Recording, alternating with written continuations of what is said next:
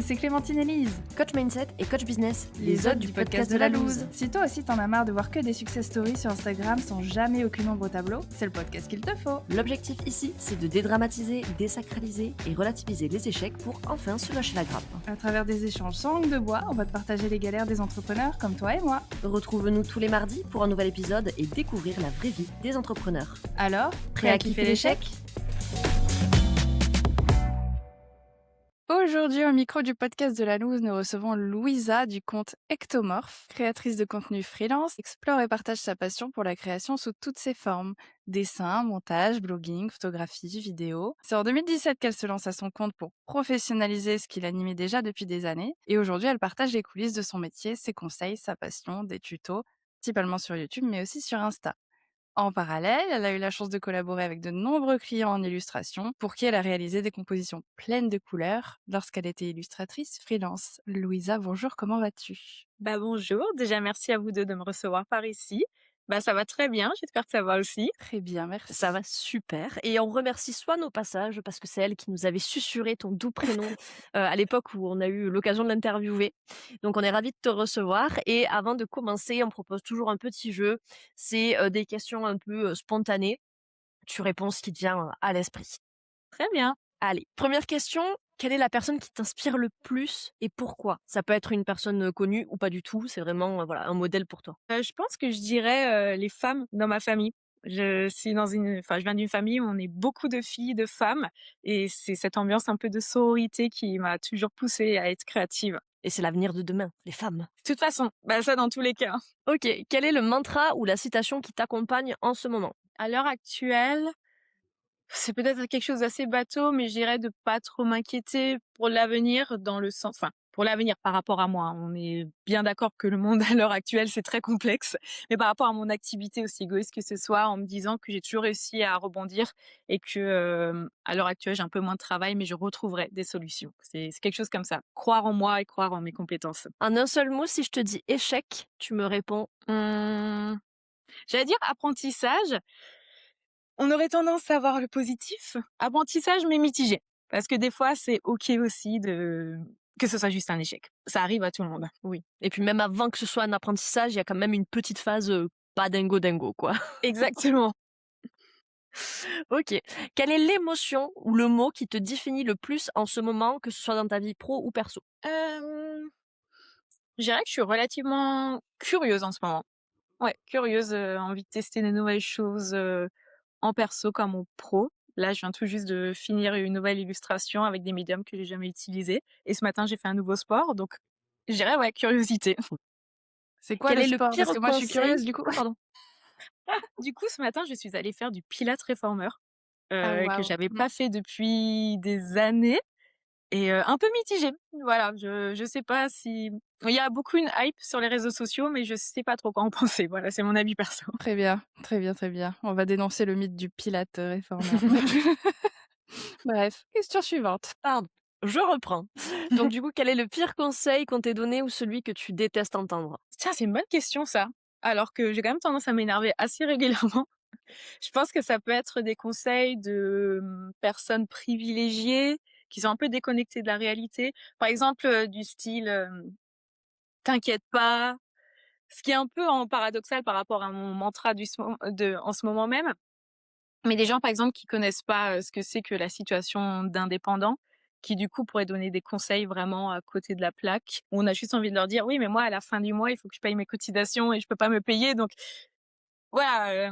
Des fois, ouais, je pense que ce serait ça, des conseils de personnes très privilégiées et un peu déconnectées d'un point de vue financier, qui ont tendance à m'irriter. Et Dieu sait qu'ils sont beaucoup. Oui. Et enfin, dernière chose, du coup, dis-nous un truc que personne ne sait sur toi. Ça peut être une anecdote, un fun fact, mais vraiment un truc que personne ne sait. Tiens, c'est marrant que tu me poses cette question parce que je me disais récemment, est-ce que je ferais pas une petite BD sur Instagram avec des faits à mon sujet? Mais souvent, c'est des faits que j'ai déjà partagés. Qu'est-ce que ça peut être? Je suis en train de réfléchir s'il y a des choses de dingue qui se passent. Si je sais pas, j'allais dire une anomalie sur mon corps ou des trucs comme ça. Non, il n'y a pas des choses comme ça. Qu'est-ce que ça pourrait être? Là, vraiment, je ne sais pas. T'as posé une colle. Ouais, exactement. Après, ça peut être n'importe quoi. Hein. Moi, tu vois, j'avais dit que petite, j'avais essayé d'apprendre la choré du Crazy Horse parce que je trouvais Oh, ça trop waouh! stylé. Voilà, l'autre jour, on a eu quelqu'un qui, apprenait le corps de chasse. On a quoi d'autre? Moi, j'étais C'est tombée dans la mare au canard quand j'étais petite, donc c'est c'est très pas on n'est pas éclectique. sur des on n'est pas sur des scoops non plus, exceptionnels, hein. Mais je suis justement en train d'y réfléchir parce que je suis sûre que j'ai plein d'anecdotes aussi quand j'étais enfant, c'est sûr. Mais là, vous me prenez vraiment de court. Parce que je suis convaincue que ça va arriver au milieu du podcast. Mais si jamais ça arrive au milieu du podcast, vous m'autorisez à Oui, sortir mon bien anecdote. sûr. On t'oblige même à sortir la réponse. J'espère qu'il Arrêtez y a tout! il y a travail qui va se faire dans le cerveau et que ça va arriver. Ça va sortir à un moment dramatique, tu vois? Genre: «Ah si!» Oui, c'est ça. Bah, écoute, ça viendra quand ça viendra. On poursuit, on verra si quelque chose pop dans la conversation. Du coup, à part cette anecdote, nous, on t'a invité sur le podcast parce que, comme on l'a dit, tu as été illustratrice pendant un certain temps avant de Oui, te focaliser sur donc la création de contenu. Mais ici, on voulait revenir sur justement cet équilibre un petit peu fragile qu'on peut avoir entre la passion, qui à la base est une passion, qui devient un travail, et comment gérer finalement cette pression qui est liée à la réussite et qui, pour toi, tu nous diras un petit peu plus en détail, a fini par étouffer justement, peut-être venir un peu gangréner cette passion que tu avais. Donc, est-ce que tu peux nous expliquer un petit peu avant qu'on plonge dans le sujet, revenir un petit peu à tes débuts, comment ça s'est passé pour toi? Qu'est-ce qui t'a fait prendre cette décision de: «Tiens, bah, ça, c'est ma passion et j'ai envie de me mmh, lancer», enfin, voilà, la genèse de tout ça? exact. Bah, moi, j'ai toujours dessiné. Enfin, je pense que tous les enfants, c'est ce que je dis à chaque fois, tous les enfants dessinent dans leur vie et il y a un moment où, chacun découvre un peu sa passion. Il y en a qui vont faire du sport, il y en a qui vont s'intéresser à d'autres domaines. Et moi, en fait, ça a toujours été le dessin toute ma vie. Et la création d'un point de vue général, comme vous m'avez bien décrit en description, j'ai toujours été une touche à tout, tout le temps en fait. Et c'est comme ça que moi j'ai toujours su que plus tard je serais artiste. Alors à l'époque, je savais pas qu'on pouvait, faire des choses avec, l'ordinateur et ce genre de choses. Donc moi je m'imaginais avec ma toile au bord de la Seine, le truc, vraiment très, très cliché. Et je savais pas qu'en fait, il y avait d'autres façons effectivement de vivre de son art. Et puis surtout, il y a 15 ans, il y avait pas les réseaux sociaux de la même façon qu'on en a aujourd'hui. Donc ça a toujours été quelque chose, dans un coin de ma tête.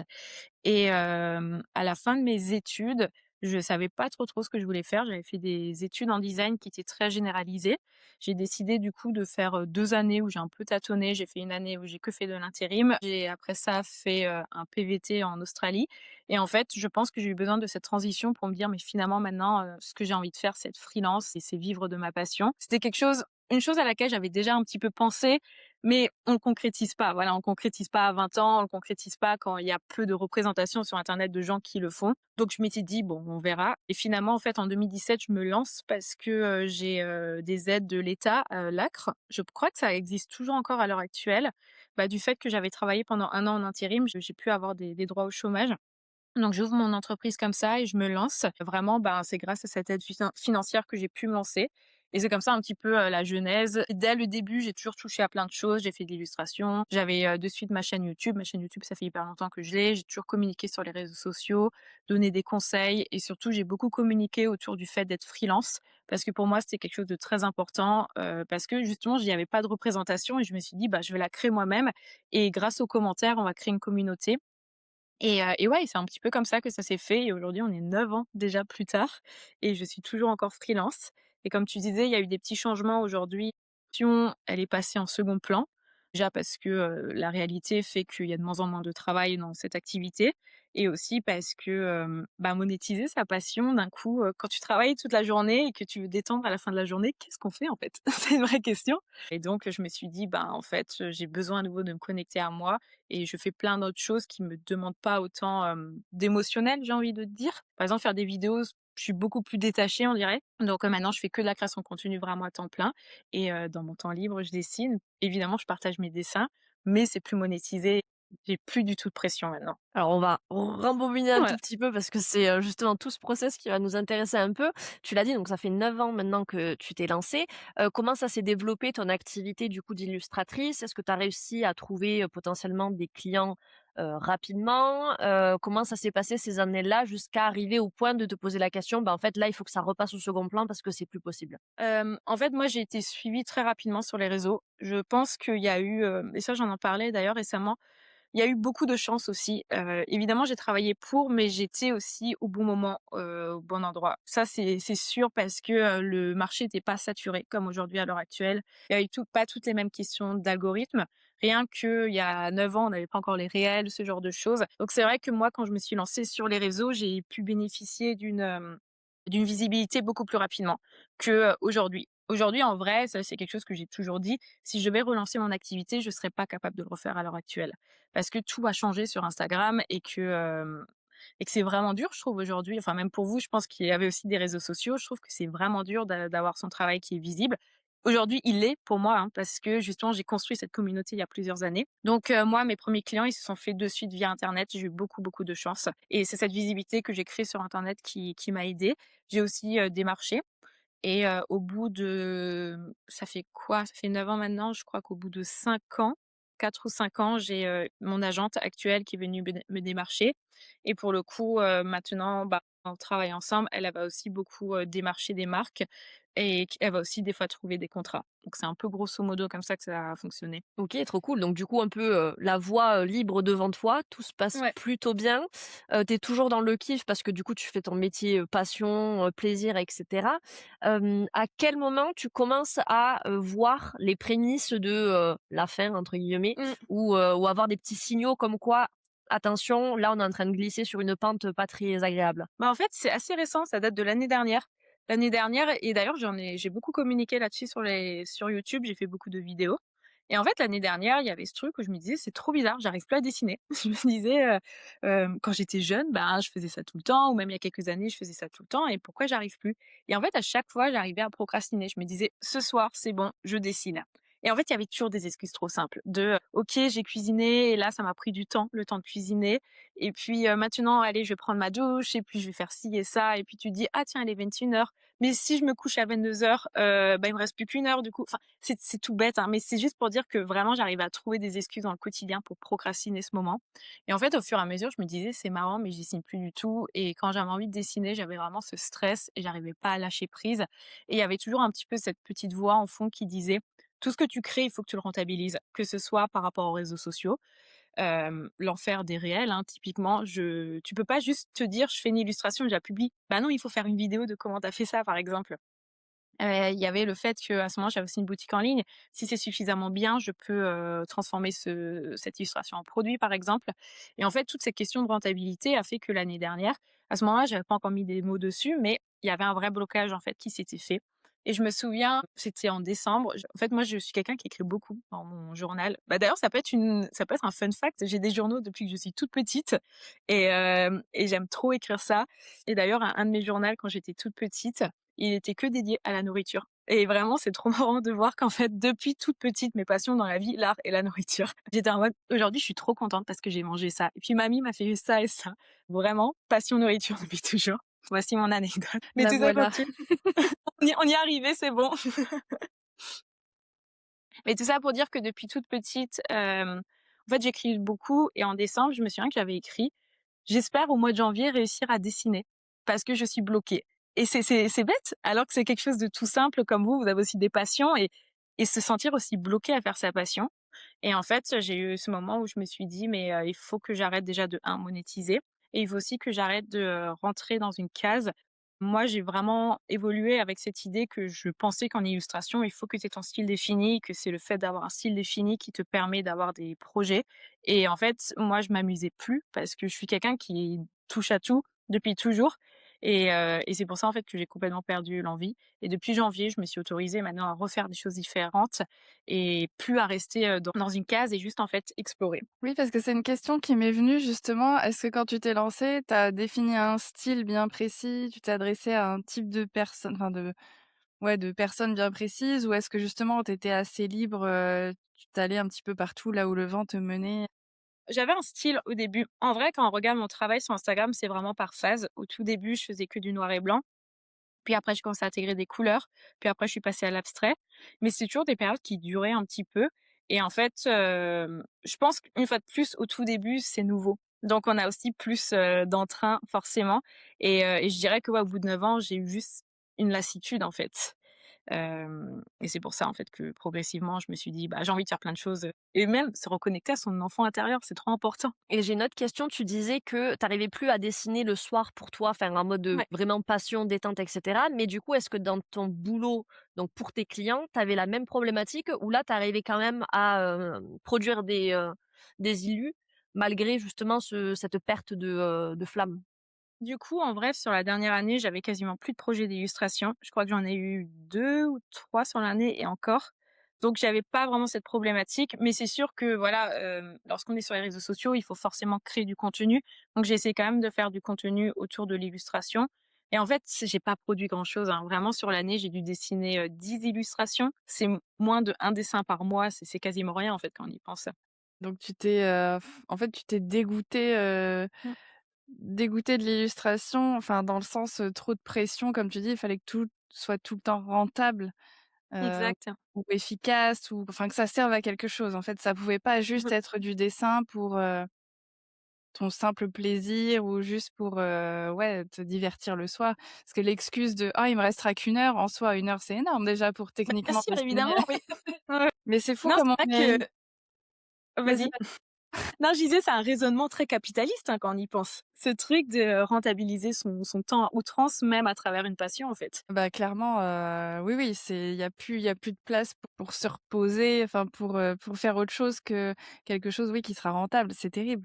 Surtout qu'à la base, comme tu dis, c'était juste une passion depuis que tu étais gamine, quoi. Donc c'est un truc, ça devait rester léger, enfin un minimum léger en tout cas. Exact. OK. Petite question aussi, est-ce que cette pression justement, elle est pas venue aussi avec le fait que, bah, le marché de l'illustration s'est intensifié? Parce que tu l'as dit au départ quand tu t'es lancé, il y avait peu, de personnes comme toi ou du moins elles étaient pas ultra représentées. Sauf que là, avec les années, il y a quand même eu un boom, de dans ce secteur d'activité-là et est-ce que du coup, bah, le fait qu'il y ait de la plus de concurrence, effectivement cette guerre à chercher, toujours des contenus hyper créatifs sur les réseaux sociaux et que tout ça mis bout à bout ont contribué aussi à, cette pression que tu t'es mise? J'ai envie de dire à tes souhaits à travers, la caméra. En vrai, c'est une bonne question. J'en suis pas convaincue parce que moi j'ai toujours eu j'ai toujours ça d'ailleurs, très régulièrement dans le contenu que je produis. Pour moi, il y a pas vraiment de concurrence. C'est que, voilà, on est toutes au même palier, hein, je dirais à peu près par rapport à ça. Donc pour moi, je dirais pas c'est parce qu'il y a eu plus de gens que forcément ça a eu un impact. C'est juste que je dirais aussi que la façon de communiquer sur les réseaux sociaux est différente et qu'étant donné que, aujourd'hui, en vrai, qu'on le veuille ou pas, ton nombre de vues, ton nombre de likes, même si tu fais pas de la création de contenu, ça impacte quand même un petit peu dans certains milieux, et je pense qu'il y avait aussi cette pression de me dire, bah, en fait, un client va peut-être aller plus facilement vers moi si j'ai plus de reconnaissance, même si c'est con en soi parce que c'est les capacités graphiques qui sont censées compter, en fait. Oui, mais c'est vrai qu'on a vite tendance enfin, tu as l'impression que s'il y a plus d'abonnés, s'il y a plus d'interactions sur les posts et cetera, ça donne de la crédibilité. Alors que comme tu dis, enfin, c'est tout con, tu crées ton compte Instagram, tu auras personne. Pourtant, ça se trouve, tu es la meilleure illustratrice du monde, quoi. Donc c'est Exact. ouais, c'est assez frustrant. Enfin, tu as pas envie de dépendre de ça, mais en même temps, tu sais que, bah, sur les réseaux, tu as pas trop le choix, quoi. C'est ce Oui, qui rythme un petit peu. oui, complètement. OK, OK, ouais, donc une pression qui s'est installée, petit à petit au fur et à mesure et que tu as senti, tu l'as senti arriver petit à petit ou c'est juste à un moment donné où vraiment tu as eu un peu un déclic genre: «Oh là, c'est chaud»? Parce que c'est vraiment à ce moment-là où tu as commencé à procrastiner? Enfin c Je pense que c'est arrivé progressivement, en fait, mais juste que je pourrais pas dire exactement parce que je l'ai conscientisé vraiment très tard. Mais, je dirais oui sur la dernière année, voire peut-être même potentiellement un petit peu plus, et ouais, des fois je me dis enfin, c'est pas que c'est dommage, mais voilà, je suis très heureuse maintenant à l'heure actuelle et c'est très bien, mais en plus de ça, il y a aussi le fait que c'est compliqué aussi dans ce secteur, et c'est un secteur où il faut sans cesse justifier ses prix. C'est un secteur où on va toujours te proposer aussi de travailler gratuitement, et je pense qu'il y a aussi une forme de lassitude par rapport à ça. De me dire: «Ça fait 9 ans aussi que j'essaye d'éduquer des gens». En fait, j'essaye de communiquer autour du fait que juste, bah, je suis freelance et j'ai mes charges et je verrais même pas pourquoi je devrais me justifier, et il y a eu ce truc où, je me suis dit: «Mais en fait, je suis fatiguée». Vraiment, je suis fatiguée, et au tout début, je pense que, lorsqu'on se lance, on se dit: «Bah, c'est normal qu'on nous propose du contenu, du travail gratuit parce que je suis nouvelle», et en fait, au fur et à mesure des années, tu dis: «Mais ça s'arrête jamais», et tu te dis même avec 9 ans d'expérience et sans cesse enfin, c'est un vrai problème continuel et ça, moi, je suis sûre que ça a eu aussi un impact sur le fait que je me suis dit: «Je suis fatiguée, je vais juste garder ça pour moi maintenant». Alors quand je dis que je garde ça pour moi, il y a toujours une forme de monétisation autour de mon art, dans le sens où, par exemple, je vais faire des vidéos où je vais montrer comment je dessine, mais c'est vraiment le produit final qui, qui n'est plus monétisé, en fait. Oui, tu continues à créer et cetera, ça tu le filmes sous tous les angles, t'en fais de la com et tout, mais ce que tu as créé, tu le vends plus? Non, du tout, c'est ça. OK. D'accord et du coup, j'ai une question parce que donc là, tu nous expliques que tu as mis un peu de temps, ça s'est installé progressivement avant d'avoir un déclic. Est-ce que tu as eu cette révélation toi toute seule ou est-ce qu'il y a eu peut-être des déclics extérieurs, tu vois, genre des conversations avec d'autres illustratrices ou avec des amis, des personnes avec qui tu aurais pu échanger dans ton entourage qui ont aussi enfin qui t'ont aussi permis de mettre le doigt sur, la problématique que tu traversais? Moi, je sais que cette question de, sa passion, enfin passion travail, c'est quelque chose que j'ai toujours abordé très régulièrement, je pense, ouais, à des personnes indépendantes autour de moi ou même via les réseaux sociaux. Donc je pense que c'est quelque chose dont j'étais au courant, mais juste je faisais une forme de déni. Je saurais pas dire en fait ce qui a vraiment débloqué. C'était, ouais, juste au début d'année. Je crois que, ouais, au début d'année, j'ai peut-être eu aussi un peu une forme, enfin, je sais pas si c'est de nostalgie, mais j'ai beaucoup réfléchi à mon moi d'avant quand j'étais étudiante, ce genre de choses. Et il y a eu un soir où, j'ai écouté une playlist que j'écoutais il y a bah, quand j'étais étudiante, il y a plus de 12 ans. Et je me suis mise à dessiner. Vraiment, je me suis dit: «Tiens, j'ai envie de dessiner sans me prendre, la pression, enfin, sans me mettre la pression». Et il y a eu ce moment où j'ai éprouvé tellement de plaisir et je me suis dit: «Mais en fait, à ce moment-là, moi, je me posais pas la question». Avant de monétiser, je me disais: «Bah, si j'ai envie de dessiner comme ça, je dessine comme ça». Et donc ça a un peu contribué. Je dis pas que c'est cet événement précis, mais ça, quand j'y pense, c'était quand même un truc, qui a dû aussi contribuer à cette réflexion. Ouais, comme tu dis, tu reconnecté un peu avec, tu t'en parlais tout à l'heure, de à ton Mmh. enfant intérieur. Tu venu, à la source quoi. Tu venu rechercher, Oui, le plaisir, là où c'était de base et sans trop te poser enfin, sans te poser de questions, tout simplement. exact. OK, ça marche et donc et tu te rends compte que, ben, je peux plus monétiser, c'est bon, je suis fatiguée. En tout cas, je suis fatiguée. Tu commences à te rendre compte de ça. À quel moment tu te dis enfin, est-ce que tu commences tout de suite à te dire: «Il faut que j'arrête de monétiser, il faut que j'arrête de» ou est-ce que c'est quand même un peu compliqué parce que tu dis: «Ça fait 9 ans que je fais ça, 9 ans que, bah, c'est mon job, 9 ans que je fais de l'argent avec ça». C'est quoi le cheminement à ce moment-là de: «Ouais, il y a quelque chose qui doit changer, mais c'est pas si simple»? En fait, ça va être très bête, hein, ce que je vais dire, mais il y a eu ce moment où je me suis dit: «Mais en fait, je gagne pas d'argent d'illustration depuis plus d'un an et demi». Et c'est aussi bête que ça, j'ai plus de clients. Alors certes, j'ai ma boutique en ligne qui fonctionnait très bien, mais j'étais là, en fait, je comprends pas, enfin, je me souviens qu'à un moment, je me suis dit à moi-même: «Mais pourquoi je fais tout ce pataquès alors que financièrement, ça va rien changer à part la boutique en ligne?» Et c'est là que je me suis dit: «Beh, c'était si simple que ça, c'était là devant moi, mais j'ai tellement eu peur et je ne sais même pas de quoi à l'heure actuelle». Et oui, et aujourd'hui, en fait, financièrement, la seule chose qui a changé, c'est que j'ai plus de boutique et ça, c'est vrai que financièrement, c'est quand même quelque chose en moins. Je dis pas que je vais fermer ma boutique éternellement, ça c'est sûr, parce que c'est quand même quelque chose que j'aimais bien faire. En tout cas, cette année, c'est sûr que, ce sera pas du tout monétisé, je veux juste faire, pour moi. Mais en vrai, financièrement, je pense pas que ça a eu un gros impact parce que de toute façon, moi, j'avais plus trop de missions d'illustration sur les dernières années. Que justement tout ça, il y a eu alors la réponse peut être non, hein, il y a pas de souci, mais est-ce que du coup, il y a un moment donné où tu as peut-être remis en cause, tes capacités, tes compétences d'illustratrice? Parce que le fait de pas avoir de clients pendant un certain laps de temps, on peut commencer à se dire: «Oui, mais qu'est-ce qui s'est passé? Est-ce que je suis plus aussi bonne qu'avant? Est-ce que, enfin la concurrence, tout ça et tout». Est-ce que ça a été un genre de questionnement que tu as eu ou pas du tout? Oui, complètement. Déjà, je pense qu'en tant qu'artiste, on se remet en question toute notre vie. Genre vraiment, je pense que c'est notre signe astrologique, tu vois, de se remettre en question. Et oui, moi, je suis quelqu'un qui se remet beaucoup en question, qui questionne beaucoup son travail. Et donc ça a été, c'est sûr que ça a été un questionnement. Il y a eu un moment où je me suis dit, c'est trop bizarre, on me contacte pas. Et j'ai aussi eu un moment où j'ai regardé mon compte Instagram et je me suis dit, mais Luisa, t'as publié peut-être 6 illustrations dans l'année. À un moment, il faut aussi être, enfin, mettre son ego de côté et aussi analyser ce qu'on fait. Et c'est normal que les gens ne vont pas vers toi vu que tu produis rien. Et donc en vrai, l'un dans l'autre, tu produis plus, donc les gens viennent pas vers toi, mais forcément vu que les gens viennent pas vers toi, tu dis: «Beh, pourquoi moi?» Et c'est une sorte de cercle vicieux qui s'entretient, en fait. Et du coup, finalement, comme tu dis, c'est tout bête. Tu as capté direct, genre, bah, en fait, je gagne pas d'argent ou quasiment pas avec l'illustration, donc pourquoi je me fais chier, en gros, à Mmh. continuer? La décision, du coup, elle a été, quasi immédiate? Enfin, de dire: Ouais, «C'est bon, j'arrête», ouais? en fait, à partir du moment où, où j'ai commencé à dessiner que pour moi, où j'ai commencé à devoir explorer. Je me suis dit: «Bah, c'est bon, j'ai trouvé mon truc». D'ailleurs, j'en ai fait un réel pour en parler.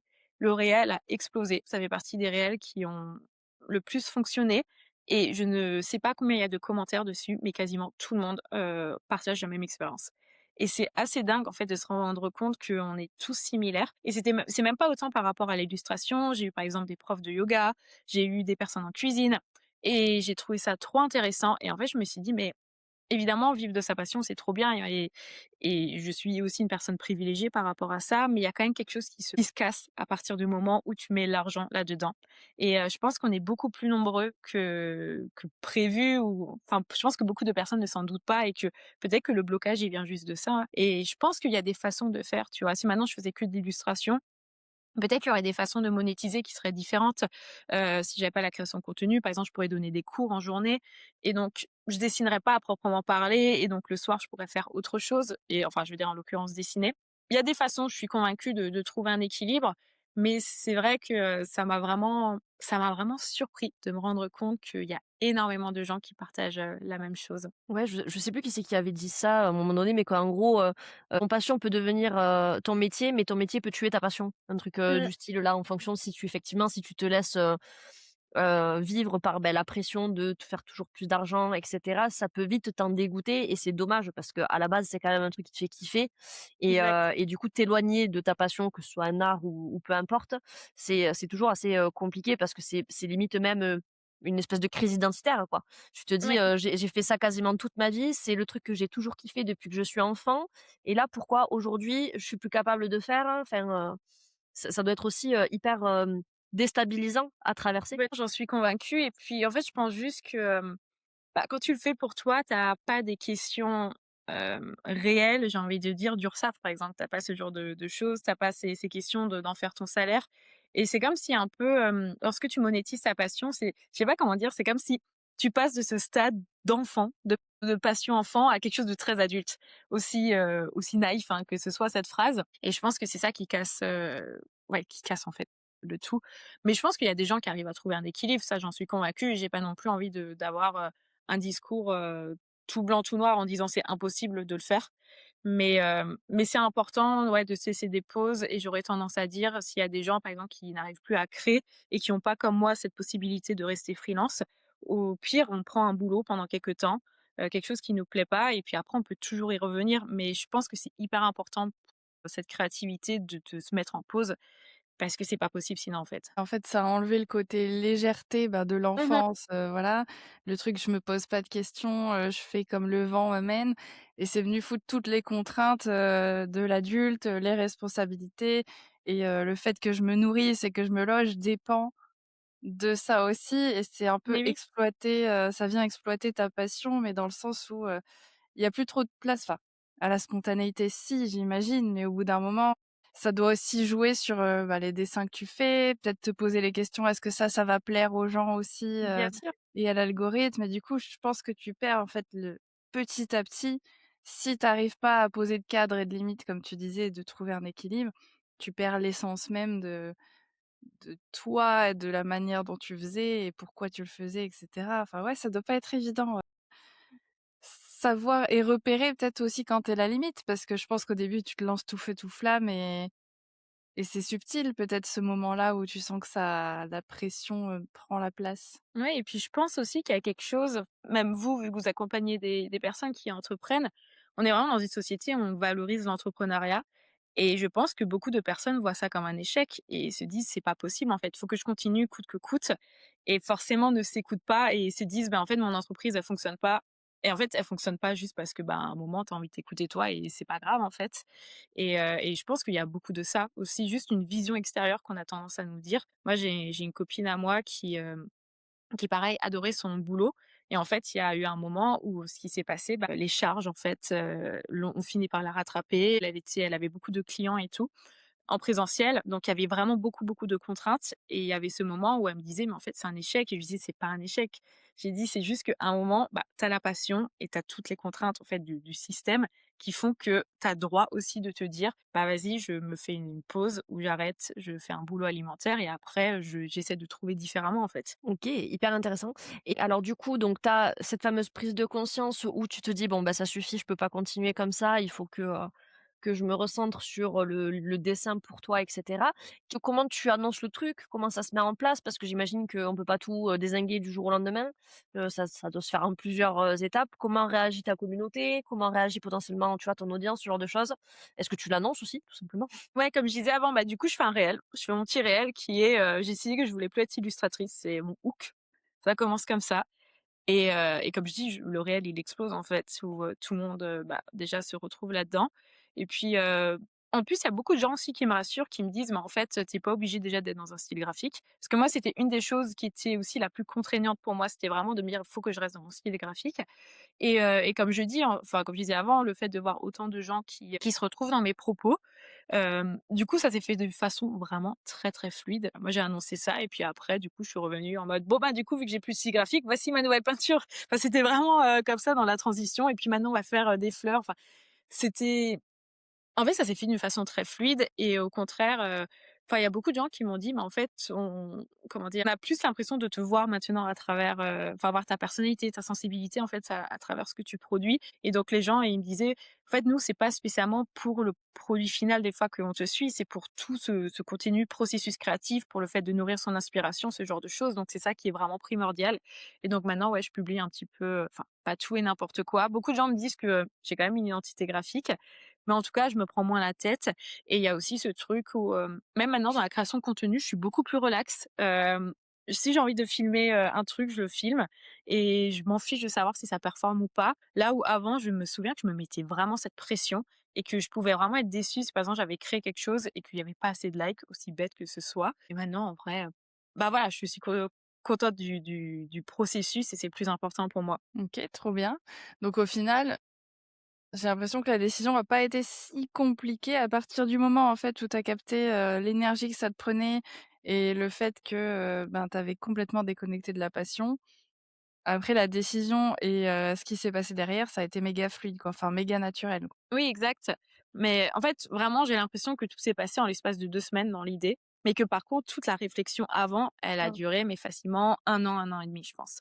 J'ai vraiment eu des phases, en vrai, enfin, j'ai beaucoup documenté ça sur YouTube et j'ai vraiment eu des phases, de vide d'un point de vue créatif et énormément de remise en question au point où, j'avais commencé à regarder même pour un boulot salarié, c'était l'été dernier, mais parce que j'arrivais pas à comprendre où était le souci, en fait. Donc, la décision très rapide, mais tout ce qui était en amont, ça a été vraiment très long parce que je pense que j'arrivais pas à conscientiser et à mettre un mot sur ce qui se passait. Il y avait aussi peut-être, est-ce que tu l'as vécu comme un échec du coup, cette transition?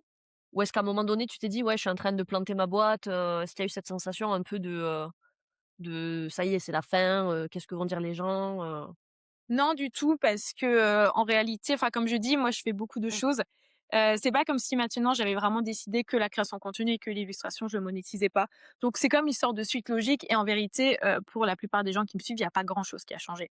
C'est juste que, c'est un autre style graphique et que tu peux plus acheter sur ma boutique. Voilà, concrètement, c'est ça et que si maintenant il y a des clients qui viennent pour de l'illustration d'ailleurs, ce qui est super drôle, c'est que du coup, je n'avais pas de clients pendant, quasiment un an. J'ai fait ce réel, j'ai jamais été aussi contactée par des gens qui disaient: «Coucou Lisa, j'ai vu ton réel, du coup, moi, j'ai un livre» et je suis là: «Mais vous comprenez pas, en fait, ce que je suis en train de dire, tout justement». Donc non, en vrai, moi, je l'ai pas vu comme un échec parce que, ça a pas changé grand-chose en réalité, même par rapport à ma monétisation. J'ai eu d'autres, missions freelance qui avaient vraiment aucun rapport. Donc en vrai, voilà, ça a juste continué, vraiment de façon très fluide. Bien et donc ça, c'était début d'année Exact. 2026, hein, au cas Ouais, où, c'est les personnes écoutent, plus tard, je ne sais quand et cetera. Ouais, début d'année 2026, OK. Donc là, aujourd'hui, comment tu te sens, d'avoir, avec un petit peu de recul, alors c'est un petit peu, mais comment tu te sens, d'avoir pris cette décision, de voir que justement, bah, rien ne change, fondamentalement et qu'au contraire, ça te permet de reconnecter avec tout ça? Ça fait quoi? Bah, en vrai, ça fait trop du bien, dans le sens où vraiment j'aime trop dessiner. En fait, c'est, je sais pas comment dire, moi je dis souvent, mon rapport à la créativité, il est limite de l'ordre du spirituel dans le sens où ça me met à chaque fois dans une sorte de transe et à chaque fois dans un moment de joie intense et c'est là où j'ai l'impression d'être, la plus vivante et la plus connectée à moi et je pense que voilà, il y a des gens qui peuvent pas comprendre. De toute façon, je demande pas aux gens de comprendre, mais quand tu as une passion qui est vraiment innée et du coup retrouver ces genres de moments, ça me fait trop du bien. Et là, par exemple, avant, j'ai publié un réel où hier, en fait, j'ai imprimé plein de photos. J'ai fait un autoportrait, je l'ai imprimé en plein de fois et j'ai juste dessiné dessus avec plein de médiums différents. Et j'avais cette phase où hier soir, je faisais ça, je gribouillais à fond et je me disais, mais j'aime tellement ce moment, je fais juste des recherches et c'est pas grave si ça donne quelque chose ou pas. Et j'ai tellement, tellement aimé ça. Et dans la légende de ce réel, je disais ce truc où, qui était, OK, aujourd'hui, l'intelligence artificielle peut me remplacer, mais ce bonheur que je ressens dès que je crée dans le processus, bah ça, jamais, en fait, qui que ce soit le remplacera. Donc c'est vraiment ce truc, ouais, depuis ce début d'année, c'est cette tranquillité d'esprit et de m'être vraiment reconnectée à la créativité. Après, le truc qui est un peu plus compliqué, alors ça, je pense pas que ça dépend directement de l'illustration, c'est que moi, je suis quand même dans une période un peu de creux, là, dans mon activité. Au niveau de la création de contenu, ça a beaucoup de mal à reprendre. C'est la première année où c'est aussi long à reprendre. Donc, il y a quand même du stress. C'est pas lié à l'illustration, mais je tiens quand même à dire que je suis un peu dans une phase où il serait grand temps qu'il se passe un truc un peu dans l'idée. Si l'univers nous entend, c'est un Oui, message. s'il vous plaît. OK, ouais, donc là, donc ça fait du bien parce que tu reconnectes à ce bonheur, tu nous dis et même limite ce côté spirituel de tout ce que ça m'apporte quand je suis en train de créer, le processus créatif. Là, aujourd'hui, il y a un petit peu de stress aussi de bon, bah, il faut quand même, mettre, des épinards et du beurre si possible, Mmh. mais dans l'assiette, quoi. Ouais, ouais. OK, ça Alors marche. l'expression, c'est du beurre dans les épinards. Oui, mais je sais, mais il faut déjà pouvoir mettre des épinards et après le Faut beurre, déjà c'est du avoir une bonus. assiette. Voilà. Exact. Non, je l'ai l'expression, hein, mais j'allais dire du beurre, mais là, c'est au bout d'un moment, si tu plus de revenus, il faut les épinards aussi, donc voilà. Laisse-moi tranquille. OK madame. OK, donc là, c'est quoi la démarche, pour, parce que finalement, en création de contenu, comment tu fais tes revenus puisque tu as plus de boutique? Du coup, en fait, moi, j'ai plusieurs sources de revenus. Donc, pendant longtemps, j'avais une boutique en ligne. Donc la partie illustration, avant que j'arrête, j'avais, des projets d'illustration quand j'en avais. Au début, j'en avais plus que sur la fin et la boutique en ligne. La boutique en ligne, c'était quand même j'allais dire un complément de revenu, voire un revenu selon les mois. Donc ça, c'était quand même très important. Après, à côté de ça, je travaille en tant que freelance pour Adobe depuis maintenant 5 ans, où je fais des tutoriels en interne pour eux. C'est plus de la rédaction. Donc ça, c'est des missions de temps en temps qui arrivent. Ensuite, je fais de la création de contenu UGC pour des marques. Donc c'est lorsqu'une marque a besoin d'une vidéo sur leurs réseaux sociaux, mais c'est pas un partenariat en fait. C'est juste moi qui crée la vidéo et qui leur vend. Par exemple, le plus récent que j'ai fait, je suis vraiment reconnaissante, j'ai bossé avec Pinterest et donc par exemple, voilà, il y a moi qui dis, si vous cherchez des idées pour, faire vos do it yourself, allez sur Pinterest et j'ai fait une vidéo et après je leur vends la vidéo. Mais à aucun moment, c'est sur mon site, c'est pas sur mes réseaux sociaux, ce genre de choses. Ensuite, du coup, bah, j'ai la création de contenu. La création de contenu, c'est soit je vais avoir de la monétisation directe via ma chaîne YouTube, mais aujourd'hui, j'ai pas suffisamment d'abonnés pour que ce soit un revenu. Ça, c'est vraiment un complément. C'est entre 100 et 200 euros tous les mois. Et sinon, il y a des partenariats dans mes vidéos, que ce soit sur Instagram ou sur YouTube. Et ça, c'est vrai que ça fait quand même une partie très, très importante de mon chiffre d'affaires. Et ensuite, je peux des fois avoir des petites missions à droite, à gauche. Je peux, par exemple, vendre sur un marché, donner un coup de pouce sur un projet. Ça arrive à tout le monde d'avoir des petits trucs comme ça à côté où déjà j'ai intervenu, par exemple, en ligne dans des formations, ce genre de choses, où je peux être rémunérée. Mais dans l'idée, les premières sources que j'ai mentionnées, c'est vraiment celles-ci qui sont, les plus importantes. Et là, à l'heure actuelle, ces questions de création de contenu, le fait d'avoir des partenariats, enfin des partenaires, elle est, vraiment, de côté, parce que, ben, peut-être parce que, c'est compliqué en ce moment dans le monde et que du coup, c'est pas là où on va mettre le budget, hein, j'ai envie de dire et donc ouais, à l'heure actuelle, c'est un peu plus compliqué en espérant que ça va quand même se relancer. Et tu mentionnais tout à l'heure que tu avais une agente artistique Ouais, du coup, j'imagine? c'est une agente en influence. OK. Et du coup, c'est quoi son job à elle par rapport à toi? C'est elle qui trouve les contrats, c'est ça? Alors elle peut trouver des contrats, mais dans la globalité, elle va surtout être là pour tout ce qui va être négociation, relecture des, contrats et communication du coup avec le client. Moi en fait quand je me suis enfin j'ai toujours été sur les réseaux sociaux, mais j'ai jamais eu de formation pour monétiser ça et c'est quelque chose que je ne savais pas faire. Mes premiers partenariats, j'étais sous-payée. Des fois, je vois des projets sur lesquels j'ai fourni 12 illustrations pour la marque, pour les réseaux sociaux, puis j'ai fait un réel, puis j'ai fait ci et ça et j'étais quasiment pas payée en fait.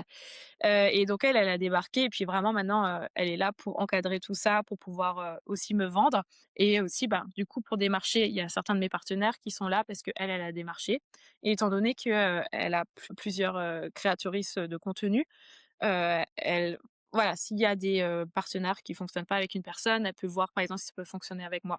Donc elle est vraiment, là pour ça aussi. Ça doit être hyper, rassurant d'avoir une personne comme ça parce que alors, je veux pas faire un espèce de cliché ambulant, mais souvent les personnes créatives justement, elles ont pas forcément toutes les appétences nécessaires sur ce Mmh. genre de thématique, de négociation, de prise de contact et cetera et du coup, le fait d'avoir quelqu'un comme ça en soutien, ça doit vraiment aussi, venir alléger, toi, je pense, ta charge mentale et te laisser suffisamment d'espace pour pouvoir avoir ce côté créatif, pour faire tes illus, pour faire tes dessins et cetera. Oui, exact. Après elle, pour le coup, c'est vraiment purement de la création de contenu. Elle est pas agente d'illustratrice et c'est vrai que, la création de contenu, moi, j'ai jamais été, formée à ça et en fait, dans la création de contenu, il y a aussi toutes les questions publicitaires. Donc par exemple, si je fais un réel et qu'une marque l'utilise en publicité, c'est aussi des, d'ailleurs ça, c'est aussi une source de mes revenus, j'ai oublié de le mentionner. Des fois, on peut vendre, en fait, notre contenu qui va être utilisé sous forme de publicité et ça, c'est des choses j'ai jamais été, formée à ça et c'est vraiment très spécifique et puis même la protection de mon image, en fait. On peut pas faire n'importe quoi avec, bah, ce que je produis avec moi-même et donc je suis ravie d'avoir quelqu'un qui soit formé là-dedans parce que solo, je pourrais pas le faire ou j'aurais dû suivre une formation, en fait. OK, trop bien. Et du coup, si tu avais 1 ou 2 conseils, alors que ce soit mindset ou même, justement ces petites choses peut-être que d'autres illustrateurs ou illustratrices ne penseraient pas, qu'est-ce que tu aurais envie de partager là? Qu'est-ce qui serait important à retenir de cet épisode, pour ceux qui nous écoutent? Alors, je sais pas si c'est spécifique par rapport à ce qu'on a dit avant, mais moi, je dis toujours le même conseil lorsqu'on me dit, «Si tu as des conseils, j'aimerais me lancer». Je dis toujours: «L'argent, je sais que c'est un sujet, on n'a pas envie d'en parler, mais c'est important, en fait». Si vous vous lancez, ayez de l'argent. Soit ayez, un mi-temps, soit ayez des aides de l'État. J'en sais rien, un héritage, ce que vous voulez, mais ayez de l'argent et je pense que ça, vu que c'est un sujet tabou, vu qu'il y a un peu le mythe de l'artiste, qui s'en fiche un petit peu de l'argent, qui est que là pour créer, je pense qu'il y a beaucoup de gens qui sont déconnectés de ça, qui ont peur de l'argent et qui du coup lancent leur entreprise et très vite en fait se rendent compte que c'est pas viable. Et moi j'en parle toujours très ouvertement en disant aux gens: «Il faut que vous soyez sécurisés quelque part». Parce qu'à partir du moment où l'argent devient un souci, votre créativité, elle s'effondre et vous arriverez plus du tout à créer. Et en fait, moi, c'est ce qui s'est passé. Au tout début, j'ai été, épaulée du coup par l'ACRE et donc je n'ai pas eu besoin de me dire: «Comment est-ce que je vais me nourrir? Comment je vais payer mon loyer?» J'ai que pu créer pendant 1 an et demi. Et ça, c'est vraiment un truc que je dis souvent aux gens: «Ne quittez pas votre boulot ou passez en mi-temps». Mais c'est trop, trop important parce que, ouais, quand l'argent est un souci, tu crées plus et puis pareil, bah, tu rentres un peu dans cet engrenage de ta passion, enfin, ton métier n'est plus ta passion et inversement. Et on peut même l'étendre, je pense, à tous Oui. les corps de métier dans le sens où à partir du moment où l'argent devient une pression, où tu es absolument en quête de thunes pour pouvoir payer ton loyer et cetera et tout, bah, forcément derrière toutes les actions que tu mets en place, qu'elles soient créatives ou pas, ben en fait, ça se sent que tu es dans le besoin, que tu es dans l'urgence et du coup, ça a l'effet, qui se coule inverse, où les gens, du coup, sont moins enclins à acheter chez toi parce que, tu es peut-être plus demandeur et cetera. C'est moins, moins fluide, moins logique et cetera et tu tombes dans ce petit cercle vicieux de: «Il me faut absolument de la thune, donc faut que je vende, sauf que j'y arrive pas» et cetera. Donc c'est un super conseil, ce que tu dis et ça s'étend vraiment à toutes les activités, ouais. Ouais, complètement. J'approuve. Que dire de plus? C'est vrai, c'est vrai. Bah, surtout que oui, on a toujours l'impression en plus de ce qu'on nous vend de, «Vas-y lance-toi dans l'entrepreneuriat et en 3 mois, c'est réglé, tu riche comme Jaja». Ben non, peut-être pas. Donc au cas où, c'est bien d'avoir un petit coussin, qui permettra de pas se retrouver dans la merde et de se rappeler que non, réussir en 3 mois, alors c'est sûrement possible, hein, c'est pas le Mmh. sujet, mais c'est quand même des cas isolés. Je pense que voilà, c'est bien d'avoir au cas où. Au pire, tu auras plein de thunes de côté et au mieux, ça t'aidera à payer ton loyer et manger tes épinards avec du beurre Dans une assiette. dans une assiette, dans ta maison. Bref, On peut OK, penser très ça loin. marche. Ça part trop loin. OK, ça marche. Bah, est-ce qu'on s'arrête sur ce conseil ou t'avais ouh là, putain, mon Ouh là! micro, je le défonce.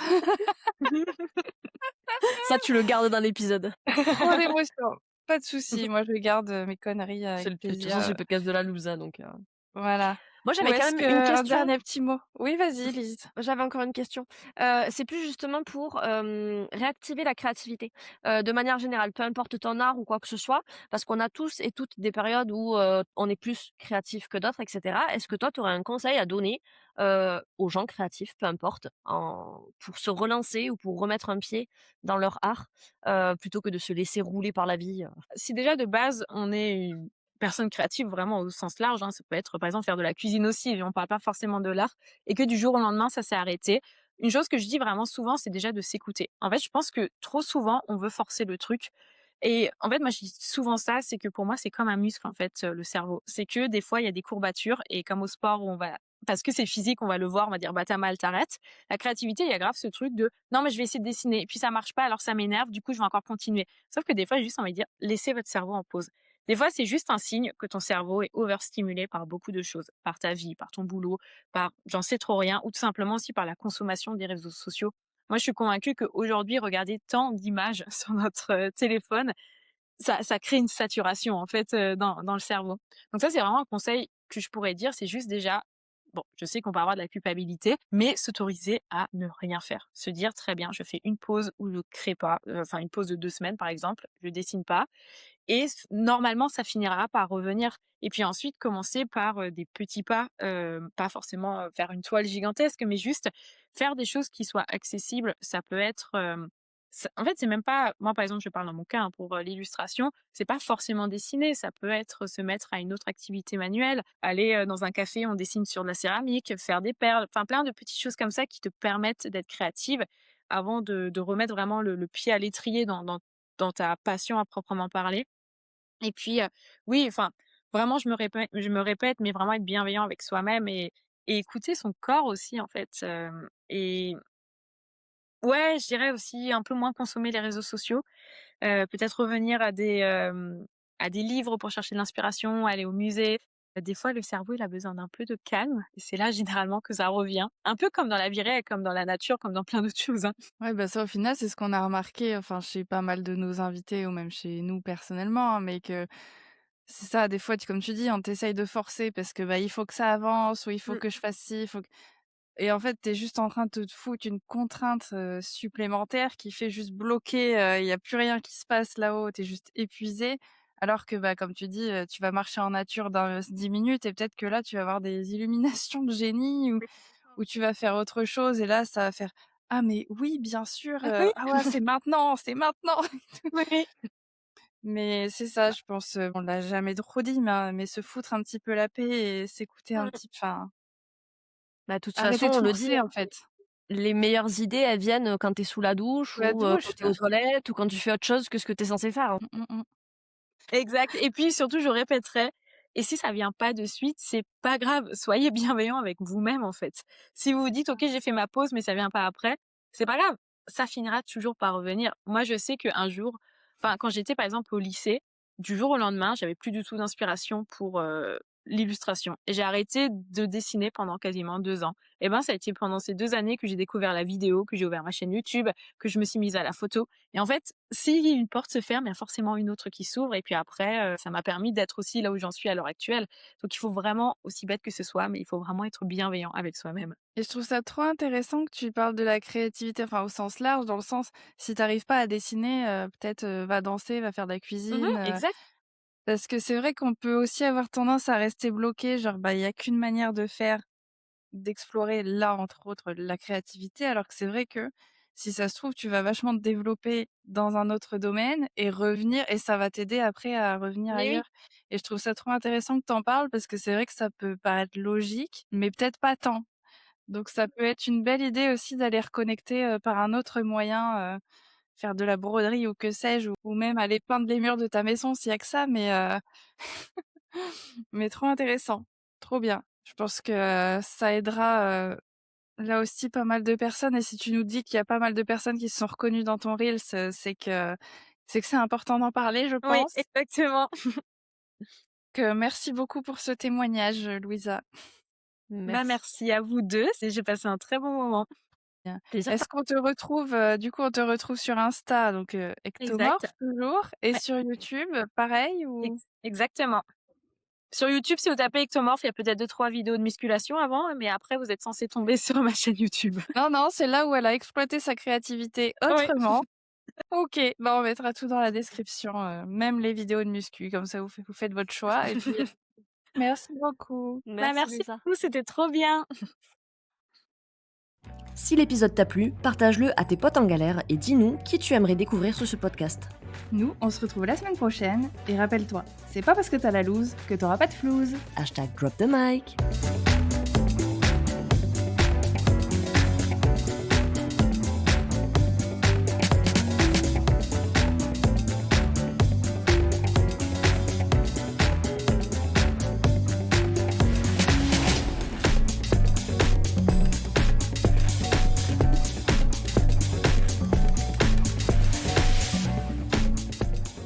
Mais qu'est-ce que tu fous? T'es encore là?